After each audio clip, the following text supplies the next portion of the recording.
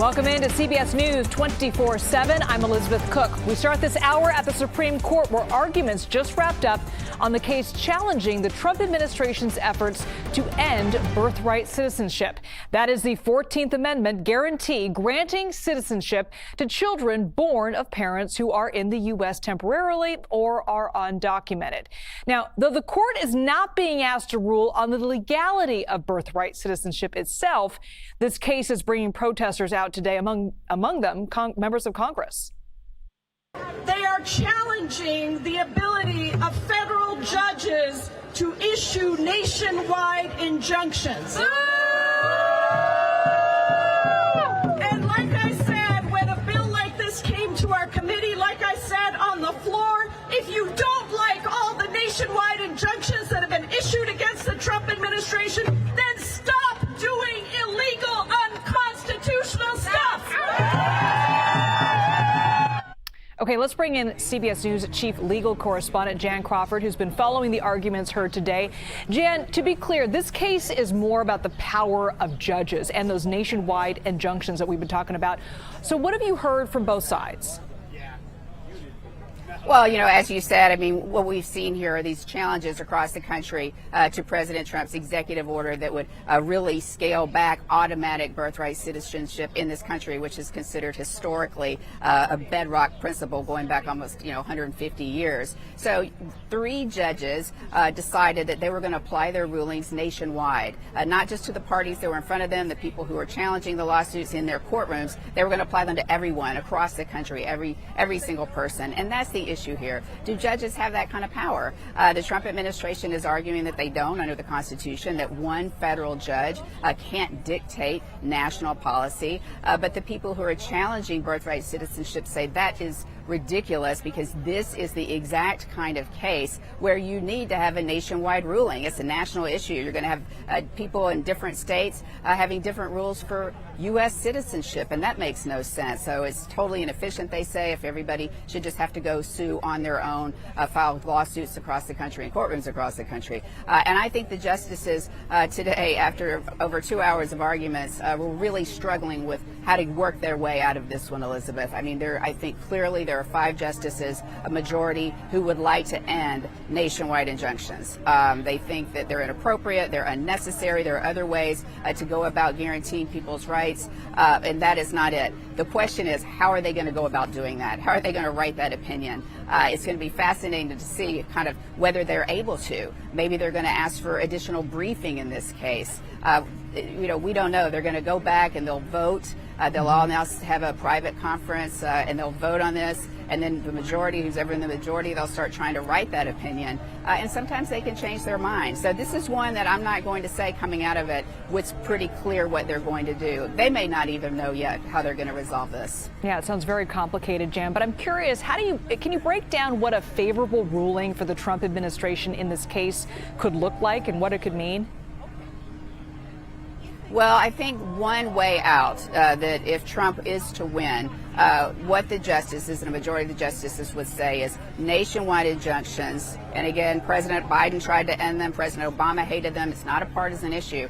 Nationwide injunctions with one judge kind of setting policy for the country are inappropriate. You have to stick to the parties before you. But there are other ways to go about it. And I think the court could then suggest, let's try, what about class actions where people can come together as a class and challenge those? So that would be a way of covering everybody without it applying nationally in the way that the judge would do as an injunction. Now, one of the justices, Justice Alito, said, well, what's the difference? But Justice Kavanaugh, another conservative, said rules matter. Rules matter, and the way we go about doing things matter, even if functionally it's the same thing. Functionally, it would protect people if they filed it as a class action. It's the same thing as a nationwide injunction, but it's a proper way of going about doing it. So that may be the way they end up resolving this at the end of the day. But again, this is not one I'm going to say with confidence, oh yeah, it was clear they're going to do this. Yeah, it's going to be interesting to watch this process, Jan, because there are other legal challenges against the Trump administration. And I'm curious if this particular ruling is going to have an impact on those other cases, even though they might not have anything to do with one another. That's a great question, and the answer is yes.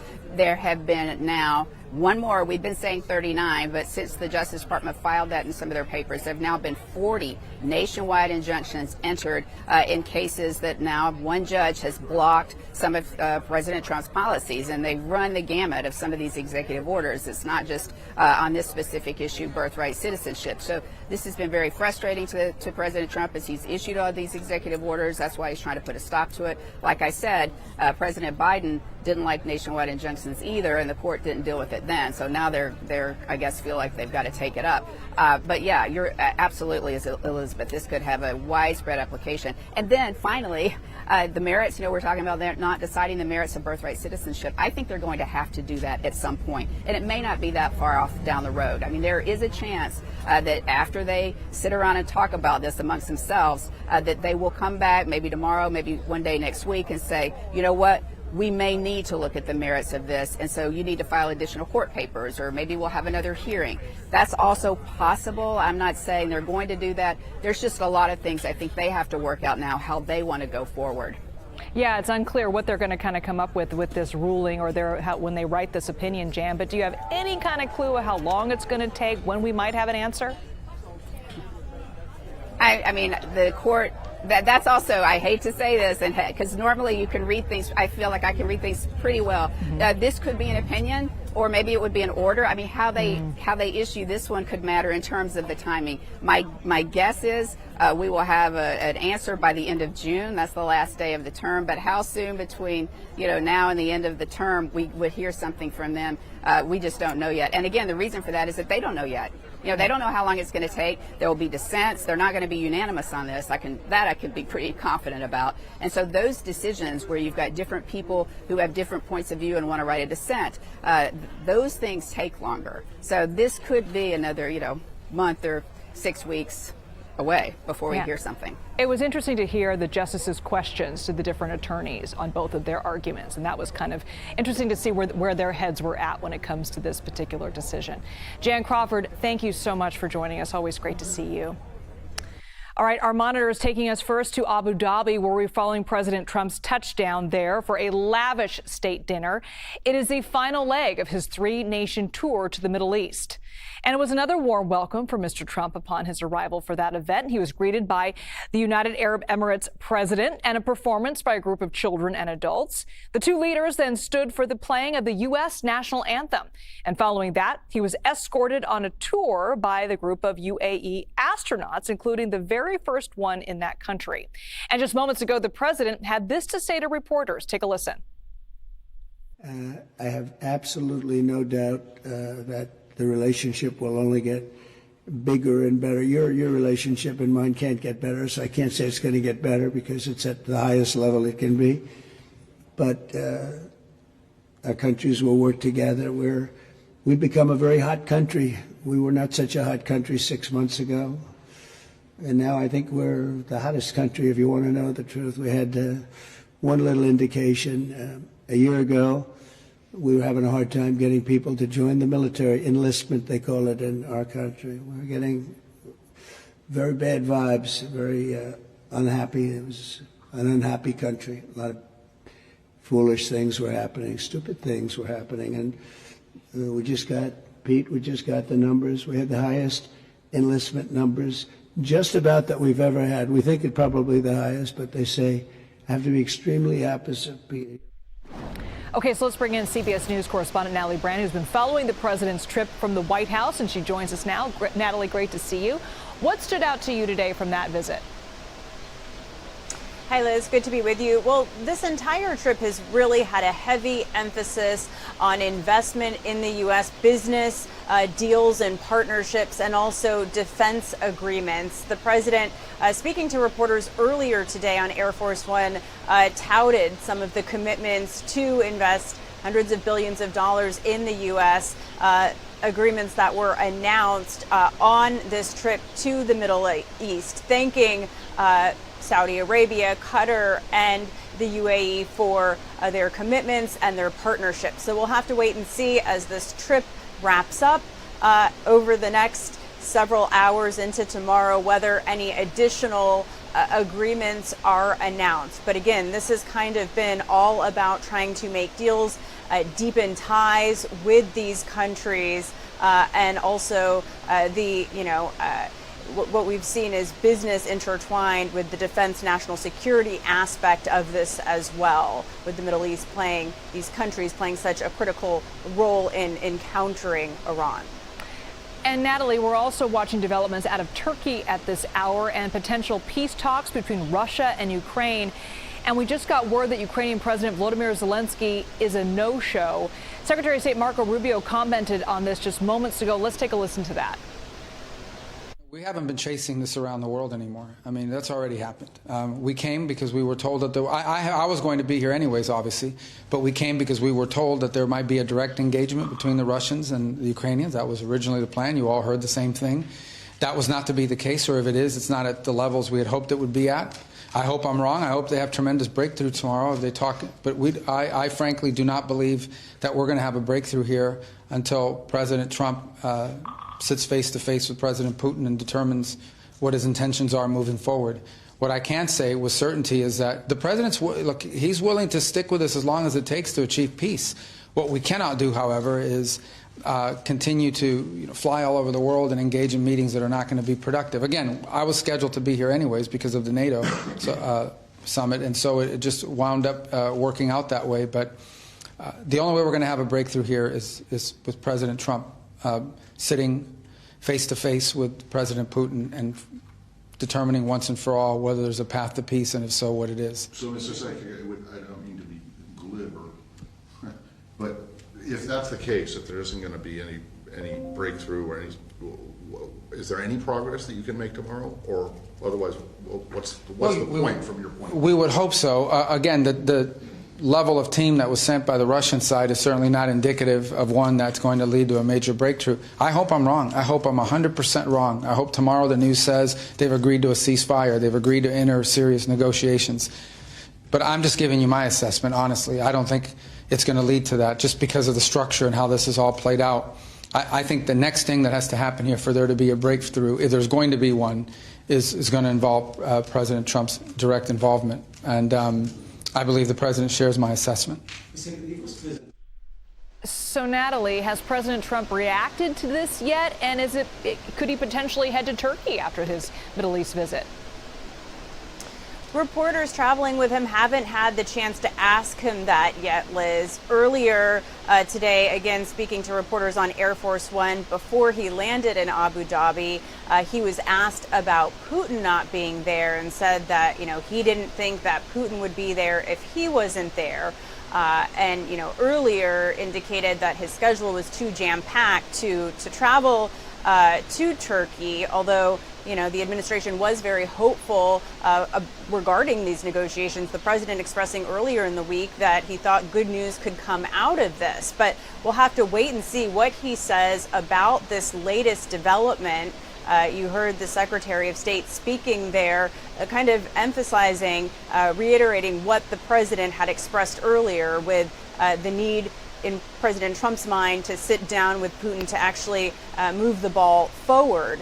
And President Zelensky, for his part, expressing that, the fact that Putin was not attending signaled to him that Russia is not serious about these negotiations. And so he decided to not attend, but instead send a delegation to see if Russia is willing to move on anything here. I also want to note Secretary of State Marco Rubio much earlier today told reporters that, a diplomatic solution is what's needed, that there is not a military option here, and that he had really hoped to see, progress on that diplomatic solution to end the war. And leaning in more to this trip now to the Middle East, Natalie, what can you tell us about a potential or a possible nuclear deal with Iran? Well, the president, during a business roundtable in Qatar, again, before he arrived to the United Arab Emirates, suggested that Iran could be close to agreeing to what the U.S. has proposed. We know that these talks have been underway over the past several weeks between the U.S. and Iran. led by Special Envoy Steve Witkoff. And there are reports by Axios that the Trump administration has presented Iran with, some details, actual paper agreement, and we'll have to wait and see. We haven't yet heard, CBS has not heard from the Iranian side of things to see how close they are to reaching a deal. But again, Trump in his remarks earlier said, there's a nice step and there's a not so nice step, and we're hoping that they're close to reaching this deal without having to do the not nice step, alluding to his previous threats of a potential military strike if they do not reach a nuclear deal. He also tried to urge Qatar to influence Iran, since we know Qatar, where he was most recently before this last leg of the trip, has been an important intermediary between the U.S. and Iran. All right, Natalie Bryant, live for us at the White House. Thanks so much, Natalie. All right, Sean Diddy Combs back in a New York courtroom today. This time, his lawyers are asking the questions to his former girlfriend about the alleged abuse and so-called freak-offs that happened during their relationship. You're watching CBS News 24/7.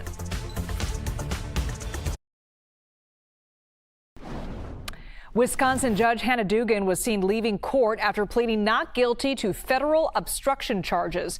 Judge Dugan is accused of helping a man evade immigration authorities and was arrested by the FBI last month. CBS News Department of Justice correspondent Scott McFarland was in that courtroom today. It was a brief but a significant hearing at the federal courthouse here in Milwaukee. The judge, Hannah Dugan, the local judge from across town, was the defendant. She entered a not guilty plea through her defense lawyer, and the federal judge overseeing this case put a trial date on the calendar beginning July 21st. You'll recall the accusations against local judge Hannah Dugan. She's accused by the feds of obstructing federal agents last month when there was a criminal defendant in her courtroom who she allegedly rerouted away from immigration agents out in the hallway who were seeking to detain that criminal defendant and possibly deport that criminal defendant. Because the judge has pleaded not guilty, and in a motion filed on Wednesday, asked this case be dismissed, arguing she enjoys a form of judicial immunity, that the executive branch, the Trump administration, and the Department of Justice cannot interfere with what she does inside her courtroom. A variation of the 2024 Supreme Court ruling that the president enjoys a form of immunity for his official acts. The federal judge overseeing the local judge's case here didn't rule on that dismissal motion, but did put a pretty quick date on the calendar, July 21st, for the beginning of this remarkable, if not unprecedented, criminal trial. Back to you. This is so interesting to watch. Let's bring in CBS News Department of Justice reporter Jake Rosen. This is not just a case about a local judge. There are ramifications to all of this. Can you go through some of those? Sure, certainly. Well, I think the big one really is what the Trump administration is doing in terms of kind of making Judge Dugan's case really a nationwide case to their argument that there are people in the United States, including sitting judges at the state and local level, who are interfering and have interfered with their deportation efforts. But I think to Scott's reporting there and Judge Dugan's motion to dismiss, it appears that her argument is going to be she was trying to preserve the process and not necessarily protect the man. The man in this case is in ICE detention. He was here illegally. He's accused of battery and has re-entered the United States at least once after being deported years ago. And after a fingerprint database match, basically these ICE agents were waiting outside her courtroom. But when Dugan saw that, according to an FBI affidavit, she took issue with the fact that they were not really planning on letting this proceeding necessarily play all the way through, waiting for him to potentially step into the agents waiting in the hallway. And so really to get a marker out and show that, hey, even if you are a judge, we're going to come after you if you get in our way is one. Certainly the other is that if the judge and a jury finds that this judge did commit a crime, it's certainly possible that she would get removed from the bench, and it would really prove a point if the judge does not buy her move to dismiss this case, that there actually have been bad actions underway and taken by people, including a judge, right, who potentially have interfered with these arrests, which the Trump administration has alleged in multiple cases. There was a case of a retired judge in New Mexico and civilians in other parts of the country who have been accused by the Trump administration of impeding with immigration actions. And Jake, I want to pivot to another headline coming out today. Government documents showing that U.S. Attorney General Pam Bondi sold at least $1 million worth of Trump media shares the day the president announced sweeping tariffs. I can only imagine there are legal and, of course, ethical questions to this.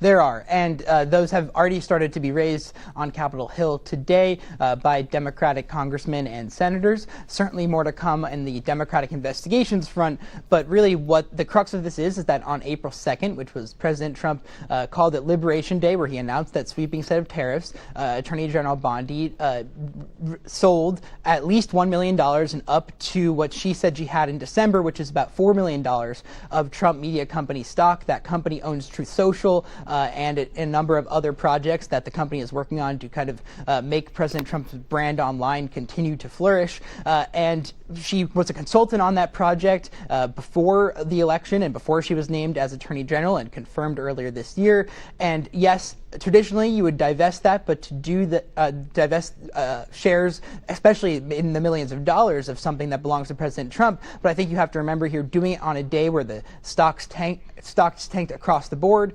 These stocks dropped about 10% before rebounding. Certainly raises some questions, and not just about her, but generally what the Trump administration is doing to make sure that cabinet officials and other Trump White House officials, as we know, many of them have a lot of money and a lot of high and value assets, what they're doing to make sure that there is no improper trading, especially when it pertains to something that's as closely tied to President Trump as his media group. Yeah, I mean, follow up to that. I mean, we're talking insider trading here, potentially, correct?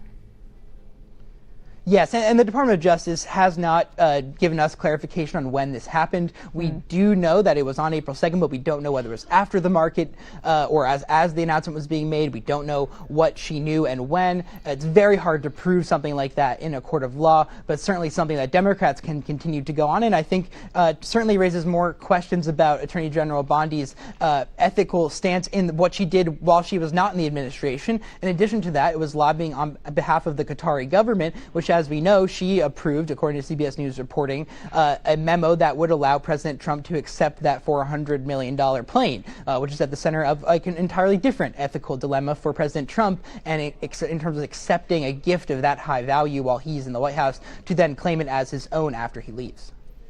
Okay, I want to pivot to another case we're following. Jake, the Newark mayor in court today following his arrest outside an immigration detention facility later last week. So what's the update there?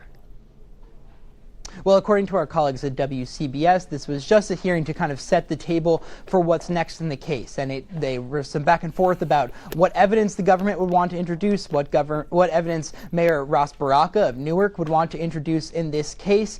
He says, and said outside the courtroom after appearing very briefly today, that he believes he was deliberately targeted with this arrest. Certainly, the Department of Justice has not really disputed that. They tried to make a point that he had trespassed into this ICE detention center. Baraka says he was invited in and then arrested. But really, the big thing here, and it's in addition to Judge Dugan, is the show of force that they have done in terms of arresting a sitting judge, in terms of arresting a sitting mayor who's running for governor in New Jersey, all to make a point that these people have gotten in the way, either through protests or their actions in terms of getting in the way of the Trump administration's immigration activities. And this is really all in relation to an ICE detention center that's in New Jersey, as New Jersey is a sanctuary state and Newark is a sanctuary city. However, and there's ongoing litigation over the ICE detention center in which Baraka was arrested at. The state is trying to order it closed. The federal government is trying to keep it open and fill it with potential removal and removees and deportees under the Trump administration. Jake Rosen, thank you so much for keeping tabs on all these different cases for us. Well, today, another case, this one in a New York City courtroom. Sean Diddy Combs' lawyers getting their first chance to question the allegations of Diddy's former girlfriend, Cassie Ventura. Prosecutors questioned Ventura for 2 days at Combs' racketeering and sex trafficking trial, and she described years of alleged abuse by the hip-hop mogul. Our partners at CBS News New York are following every step of this trial. Let's listen in on their coverage from just moments ago. It is day 4 of the Sean Diddy Combs sex trafficking and racketeering conspiracy trial. Ex-girlfriend Cassie Ventura is back on the stand being cross-examined by the defense. Doug Williams joins us live outside the courthouse in Lower Manhattan. And Doug, what are you hearing from inside the courtroom? Cindy, that cross-examination began just after 9:30 this morning. Defense attorneys beginning their questioning of Ventura with their relationship history, the depth of their love, and what it eventually led to in the 11 years they were together. Text exchanges dominated the early hours of cross-examination Thursday of Cassie Ventura. The defense began by displaying mostly romantic messages between Combs and his then-girlfriend, going back as far as 2009. Combs' attorney then turned to the subject of jealousy and Ventura's reasoning for wanting to please Combs and not disappoint him, including as it related to the so-called freak-off parties. The defense displayed messages showing Ventura helping coordinate a freak-off by inviting an escort on one occasion, with Combs saying, quote, "Want to call him and feel him out?" Ventura responding, "Yeah, I can do that." The defense then addressed texts of a sexual nature from Ventura to Combs, claiming they represented Ventura's communication directly leading up to a freak-off. But when attorneys asked Ventura if she told Combs she wanted to do the freak-offs, Ventura answered, "No, there's a lot more to that." And the defense has focused their questioning today on Ventura's knowledge and, in some cases, willingness to participate in those freak-offs after, of course, her explosive testimony about them yesterday. And just within the last hour, I want to tell you, the defense attorneys displayed a text from Ventura to Combs about how she went, in her words, back and forth about those parties and how she needed to feel safe. The defense attorney then asked Ventura to confirm, "Did you feel two ways about those freak-offs?" To which she answered, "Yes." Here in Lower Manhattan, I should say, Doug Williams, CBS News, New York. And our CBS News team continues to follow this trial from inside the courtroom today. You can get all of their live updates and see new sketches from inside the courtroom by going to our news website, cbsnews.com. Coming up, we'll take you back to Capitol Hill, where lawmakers are hashing out the details of this so-called big, beautiful bill. We break down what it covers, including the proposed cuts to Medicaid. You're watching CBS News 24/7.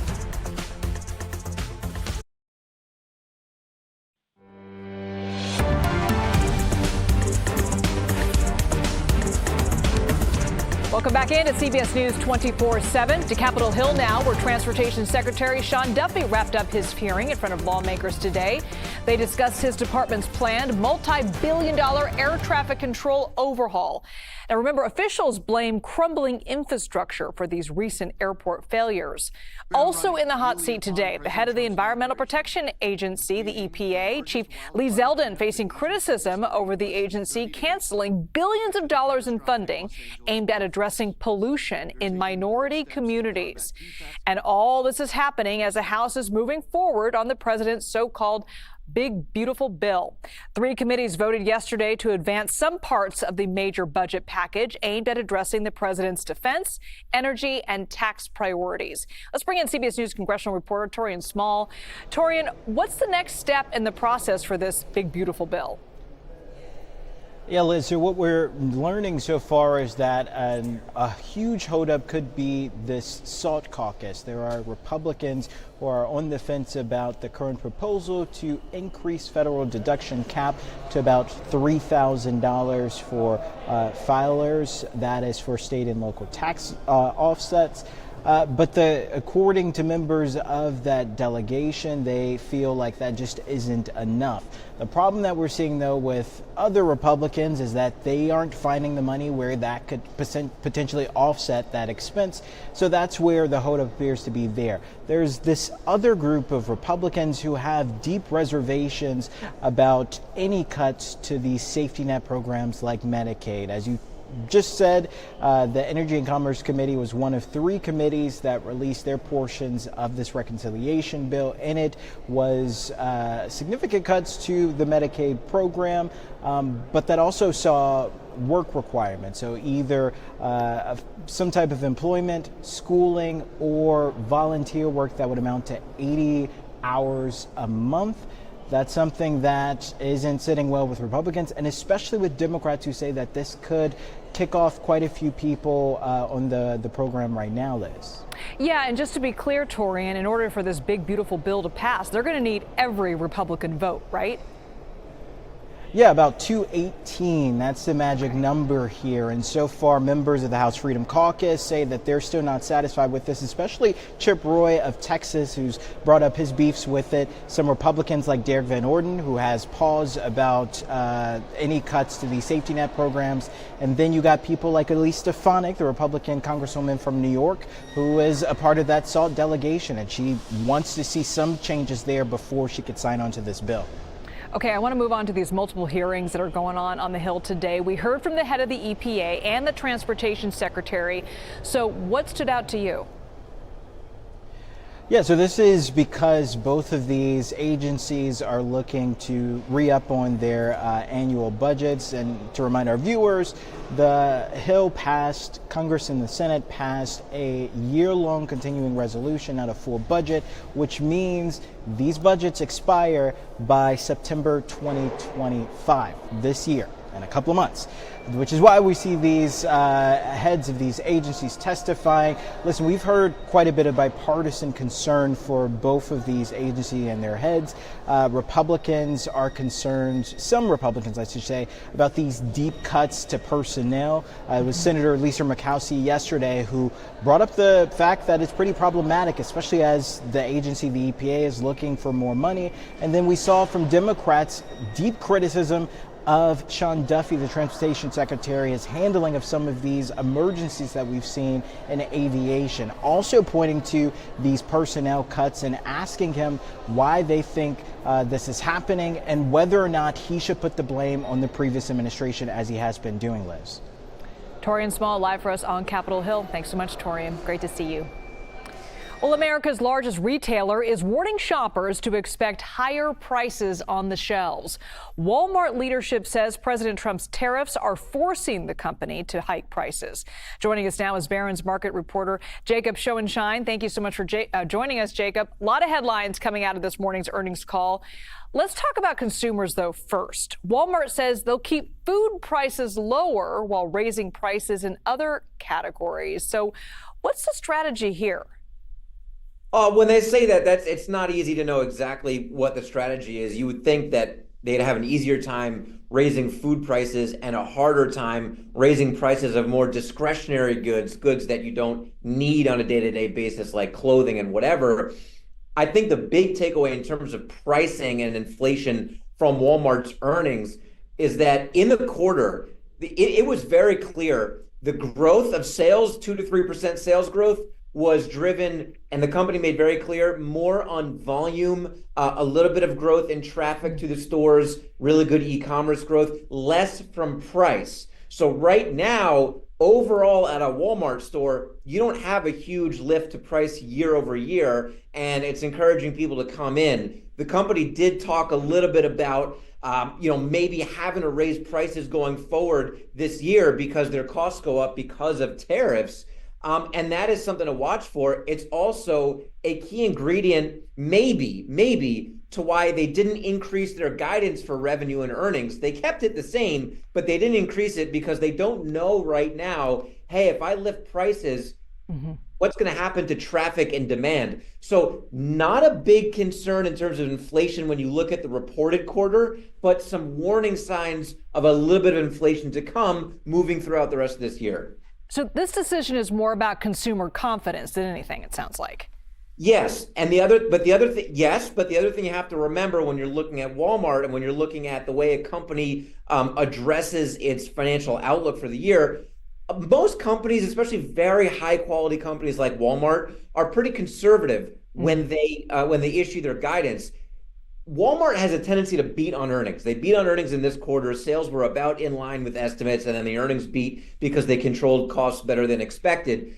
But the market's not going to love, the market doesn't love that it didn't increase its guidance. The stock is down a little bit, but a lot of times they'll just be conservative, right? So they'll say, we don't know when the consumer is really going to crack. If you get enough inflation this year, it's hard to gauge when that point will be. But there's still a pretty good chance that as you move throughout this year, the revenue numbers come in better than expected. The consumer absorbs those price increases to come better than expected, and they keep coming into the stores. So we'll see. So a little bit of a warning sign from Walmart, but I wouldn't say a severe warning sign at all. Okay. I want to shift gears now. We also heard from Fed Chair Jerome Powell earlier this morning, and he talked about potential policy changes and interest rates amid this, quote, changing economy. Here's a little bit of what he had to say. The economic environment has changed significantly since 2020, and our review will reflect our assessment of those changes. Longer-term interest rates are a good deal higher now, driven largely by real rates, given the stability of longer-term inflation expectations. Many estimates of the longer-run level of the policy rate have risen, including those in the Summary of Economic Projections. Higher real rates may also reflect the possibility that inflation could be more volatile going forward than during the inter-crisis period of the 2010s. We may be entering a period of more frequent and potentially more persistent supply shocks, a difficult challenge for the economy and for central banks. Now, a little bit of context to this is that the president has put pressure on Powell to lower interest rates during all this tariff talk. How would you break down what he said today? What does that mean for the average American? Well, a couple things. First of all, Powell, this wasn't even the periodic, press conference from the Fed where they make an interest rate decision. This was a presentation. And he's saying that tariffs are a thing. They're here, right? Even though we've rolled back some tariffs on China. And there may be some inflation. Some companies may have trouble moving goods about the world and securing goods, and that could reduce supply and increase prices. So he's just saying, as he presents there, that tariffs are an overhang on Fed policy because it may mean that inflation is not going to come down close enough to 2% for the Fed to cut interest rates. Americans want lower interest rates. They want a better ability to spend. The reality is we'll see how inflation comes in. We'll see how the Walmarts of the world manage prices. We'll see how inflation comes in. And inflation is actually getting kind of close to 2%. So what this all means for people is pretty much, right now, the level of prices are very high because we've had a lot of cumulative inflation over the last few years. The rate of inflation is decelerating. That's great news. A lot of people are employed right now. That's great news. They're still walking into Walmarts. That's great news. So I think within the next few months, I don't think we'll see a lot of inflation. You might see a little bit. You're going to see the Fed say here and there, we'd like to cut rates if we get a little bit closer to 2%. Doesn't take a lot. And if you get too much closer to 3%, the Fed will continue to say, we won't cut rates now, but we like to. And you're going to hear a little bit of that double-sided talk. But basically for Americans, your question is, am I employed? Do I have confidence in my job right now? The economy is in a fine place for the moment. And as long as interest rates don't skyrocket, I don't think we're going to have a recession this year. Okay, that's good news. Jacob Schoenstein, thank you so much. Yep. Well, Newark Airport isn't the only one dealing with outages. The FAA just confirming air traffic controllers briefly lost some communications in Denver this week as well. We'll have more details on that when we come back right here on CBS News 24/7.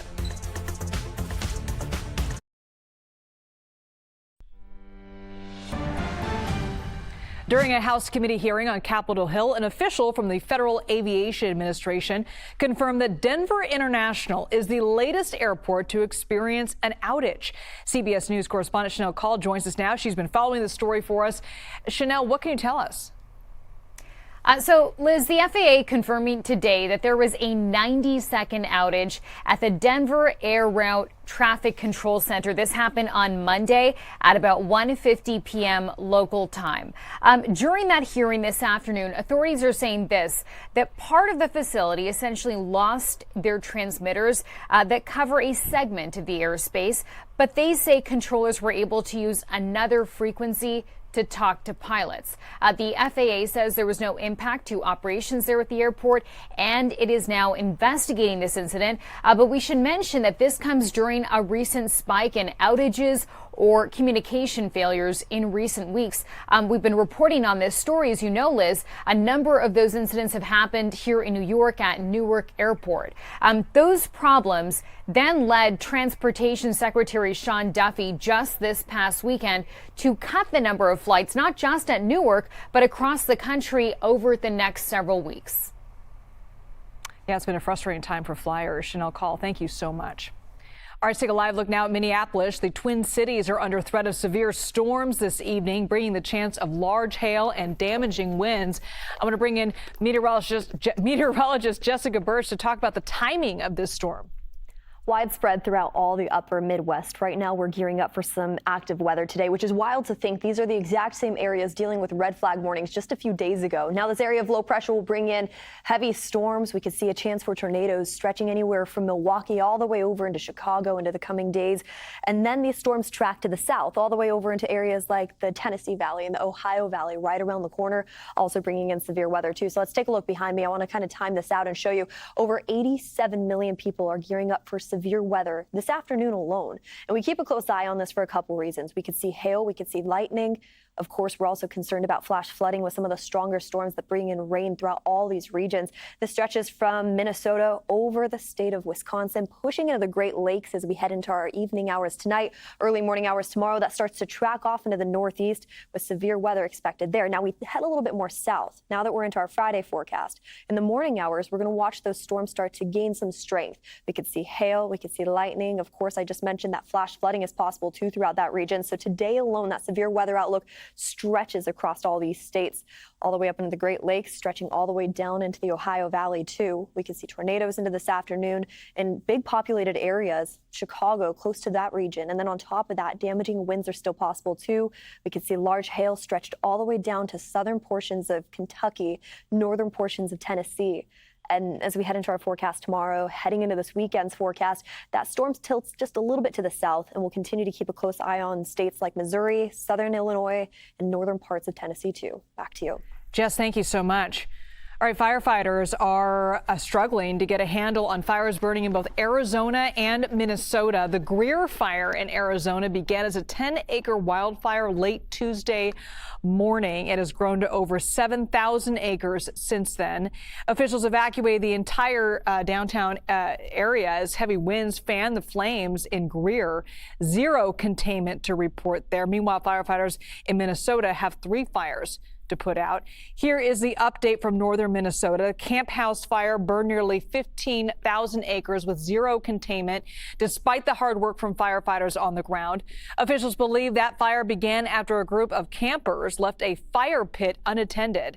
Now, the Jenkins Creek fire exploded to over 2,000 acres, zero containment to report there. And the smallest of these 3 fires also grew overnight. The Munger Shaw fire grew to 1,700 acres. Evacuations were ordered for people living along Munger Shaw Road. We're also following this. Music legend Bruce Springsteen kicked off his tour by blasting the Trump administration on stage. Springsteen and the E Street Band are taking their Land of Hopes and Dreams tour across Europe. And during last night's concert in Manchester, England, Springsteen called the Trump administration treasonous.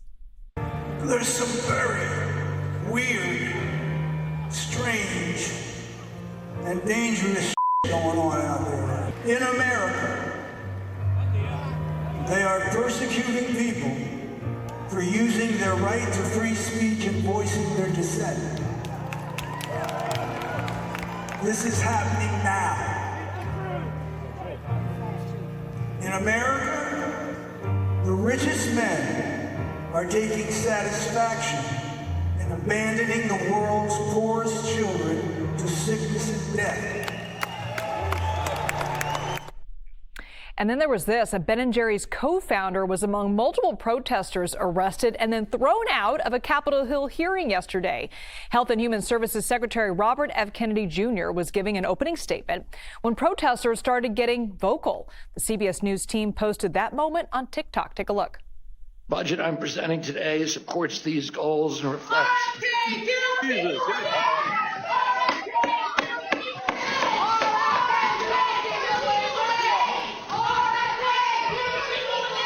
The witness will suspend. The committee will come to order. Capitol Police are asked to remove the individuals from the hearing room. Members of the audience are reminded disruptions will not be tolerated.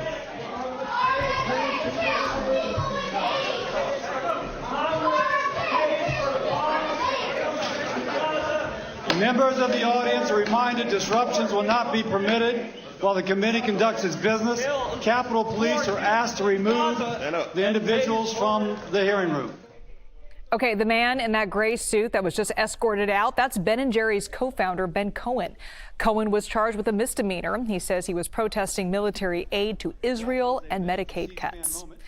And multiple lawmakers were caught getting some shut-eye during a marathon House committee hearing that stretched on for 20 hours.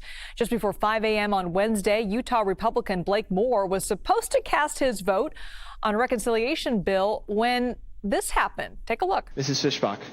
Mrs. Fischbach, no. Mr. Moore. Mr. Moore.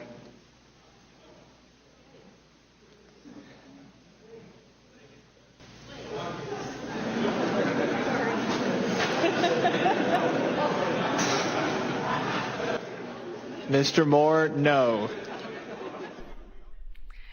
Well, the House and Ways and Means Committee held that hearing to advance a sweeping tax package on Trump's agenda. And Moore, by the way, wasn't the only one. Michigan Representative Debbie Dingell was seen leaning back with her eyes closed. A long day. Dingell reposted that video on social media, writing that she had been up for 31 hours straight fighting Republicans, trying to gut Medicaid. She added that she closed her eyes to think about an America where everyone has access to quality, affordable health care. All right, our social team has more great content like this on TikTok and Instagram, so be sure to follow them at the handle CBS News. And much more straight ahead right here on CBS News 24/7. We are watching for President Trump's reaction after Secretary of State Rubio said he doesn't anticipate a breakthrough between Russia and Ukraine. And also Sean Diddy Combs' lawyers getting their first chance to question the allegations of Diddy's former girlfriend, Cassie Ventura. That's a live look outside the courtroom in Manhattan. Lindsay Reiser takes over next, right here on CBS News 24/7.